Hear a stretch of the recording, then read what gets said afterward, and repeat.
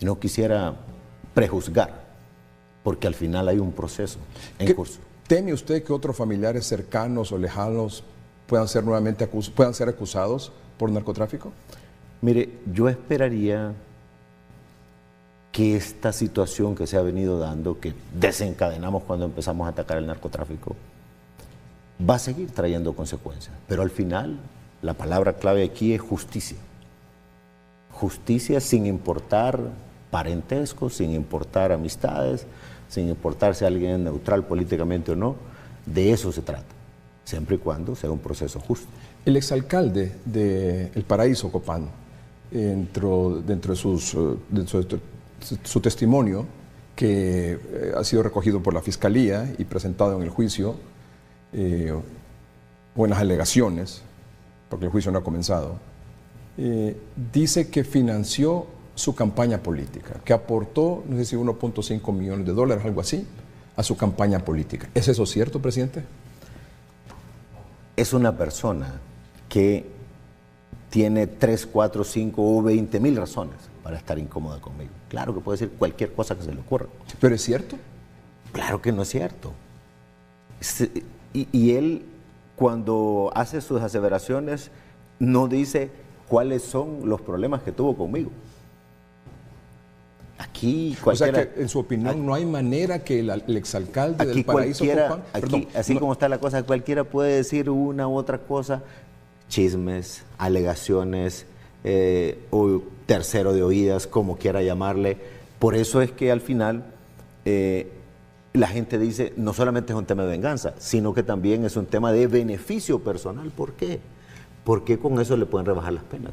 Imagínese usted. Sí, pero eso tendría, para que eso ocurra, él tiene que probar lo que dice, porque como bien lo asegura, por ejemplo, como bien lo asegura usted, cualquiera puede decir cualquier cosa en un juicio, la cosa es probarlo. Y máxime ahora. Claro, y máxime cuando hay interés. Por eso mi pregunta que sigue es esa, ¿verdad? ¿Tiene pruebas el exalcalde del Paraíso? ¿Puede probar el exalcalde del Paraíso que financió su campaña política? ¿Cómo va a probar si al final no es cierto? Él tendrá que sostener lo que diga y va a tener que ser rebatido y va a tener que explicar y decir. Es un tema de agua corrida para mí. O sea que, en su opinión, no hay forma de que el exalcalde de Copán o cualquier otra persona pueda alegar en una corte federal en Nueva York que financió, acusado de narcotráfico, pueda alegar o denunciar o asegurar que financió su campaña política. Edgardo, pueden decir una y otra cosa. Yo sé lo que yo he hecho y si algo tengo claro es porque hay evidencia contundente de que ellos vienen y atacan y generan toda esta sistematización de ataques porque tocamos sus intereses. ¿Cómo no lo van a hacer? Entonces, con un sí. Y yo no creo que solamente sea una persona. Y los otros que están ahí, ex policías depurados. Y los otros que están ahí también ligados al narcotráfico. O sea, la pregunta con un sí o con un no. Ese es el tema. Con un sí o con un no, señor presidente,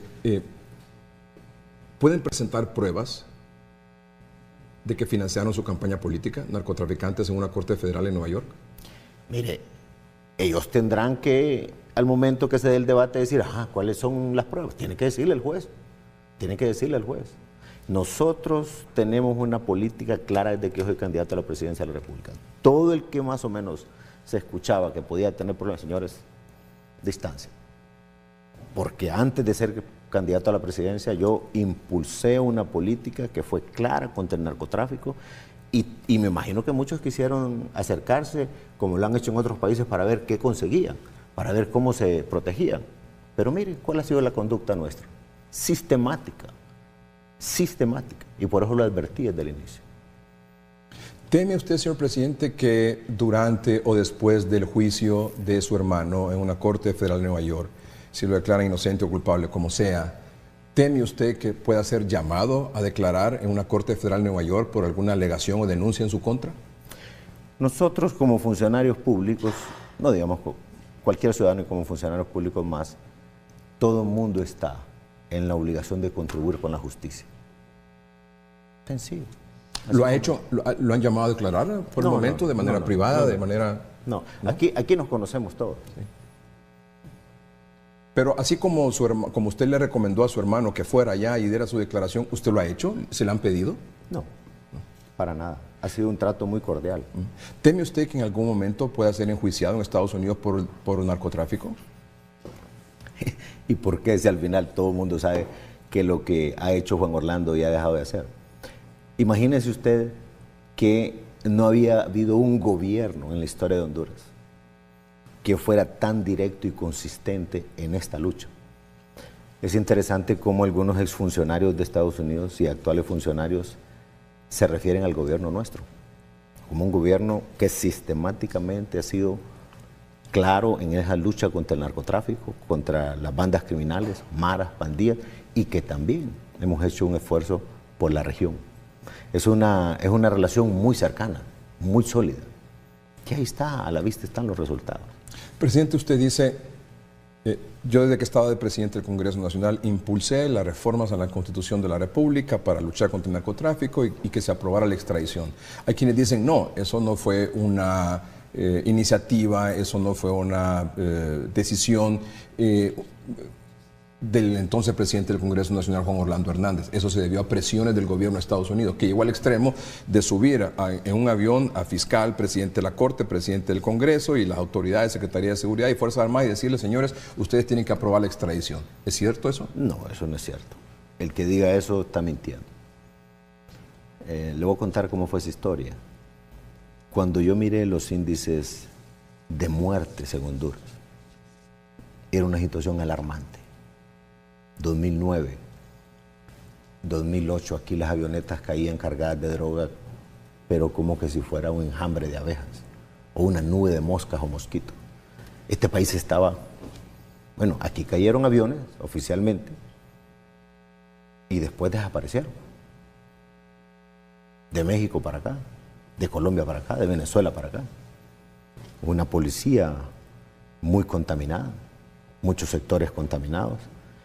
Pero cuando yo miré el impacto en la pérdida de vidas humanas que generaba toda esta actividad criminal, empezamos a trabajar e investigar.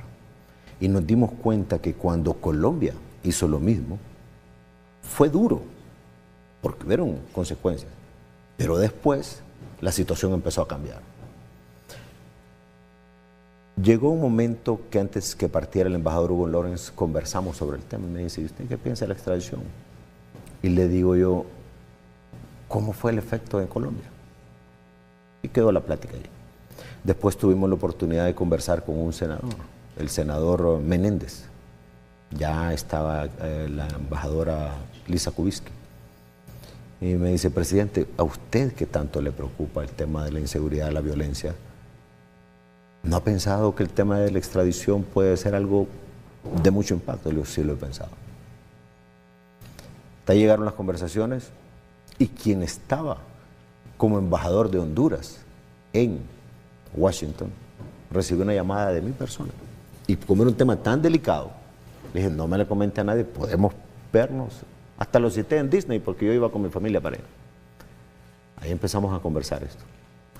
Y después lo conversamos ya a nivel del canciller, cuando ya estaba, creo que Arturo Corrales estaba de canciller. Hicimos un planteamiento y le dije a Estados Unidos, vamos a dar este paso, pero necesitamos caminar de la mano, porque Honduras no tiene el tamaño ni la fortaleza económica de Colombia, y lo más seguro van a haber consecuencias. Y a mi casa cité a muchos líderes de iglesias, de partidos. Las sesiones tuvimos que hacerlas a puerta cerrada, con amenazas, unas veladas y otras casi directas. Pero imagínese usted que le hubieran hecho ese planteamiento a otros presidentes de congresos o de la República. ¿Por qué no tomaron la decisión? Yo no me puse a pensar en eso, solo dije, este es un factor clave para que mi país recupere su paz. Esto va a ser clave para tener más seguridad. Ahora, y van a haber consecuencias. Y las consecuencias fueron de una gran variedad. Una de ellas tiene que ver con las amenazas constantes a la vida en lo personal, a la familia, a los círculos más comprometidos en esta lucha. Y en ese proceso uno también se pregunta, ¿será o no será siempre justo seguir con esta lucha? Cuando siente que una serie de sectores que han sido permeados también se vuelcan en contra. Y la respuesta siempre fue, es justo para Honduras montar el sistema de extradición, montar una política clara contra el narcotráfico, contra maras, contra pandillas, porque ningún país en el mundo ha vivido lo que nosotros vivimos el 2008, 9 y 10, siendo los más violentos del mundo. Tegucigalpa, San Pedro Sula. Y ahora, Edgardo, no aparecen ni en los 5 primeros lugares, muchas veces ni en los 10 primeros lugares. El esfuerzo ha sido enorme. Usted que ha cubierto los medios por tanto tiempo, ¿quién decía algo sobre eso antes? Nadie. A muchos que se atrevieron los mataron. Alfredo Landaverde, Aristides González. Pero no pueden quedar ellos en el anonimato. Nosotros tenemos que rescatar su heroísmo y consolidar su memoria, porque Honduras no puede volver a pasar por eso. Yo sé que después de que salga también del gobierno, voy a quedar con esos riesgos.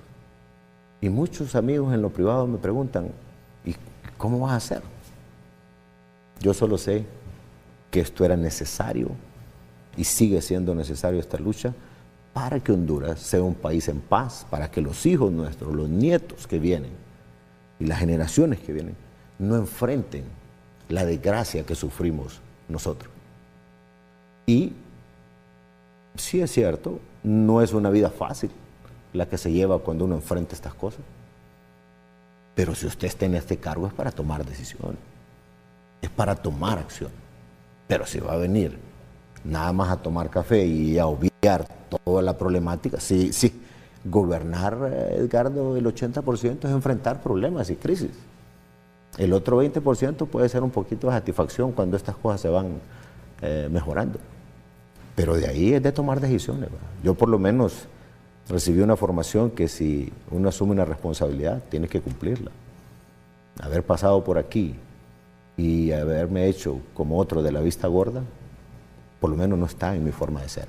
Aunque me ha traído consecuencias hoy y quizás mañana. Pero yo estoy seguro que usted hoy anda más tranquilo que en el 2008, 9 o 10. Y muchos compatriotas en muchos lugares del país que antes estaban sometidos, arrodillados, les violentaban a sus hijas, les robaban sus propiedades, narcotraficantes, mareros, hoy se hace menos, lo hacen menos. Y de las cárceles ordenando, amenazando, manejando ellos a su antojo el sistema. La impotencia de una señora en Valle diciéndome, mire, fui a poner la denuncia con mi hijo y al que nos encontramos era el que nos había asaltado. A la gente no sentía lo que siente hoy una policía mucho más robusta, con más capacidades y con más confianza. Entonces, lo hemos hecho. Y me he ganado muchos enemigos por eso, pero había que hacerlo. Y a veces tengo que explicarle a mis hijos y decirles, hijos, yo sé que ustedes no quisieran vivir esta vida de limitaciones, pero ni modo, les tocó en la vida ser hijos míos y a mí me toca tomar decisiones. O a mis hijas estando en el exterior cuando les llegan amenazas. Y que digan, ¿y por qué nosotros? No es fácil explicar eso, pero hay que hacerlo y al final de eso se trata. Porque si no,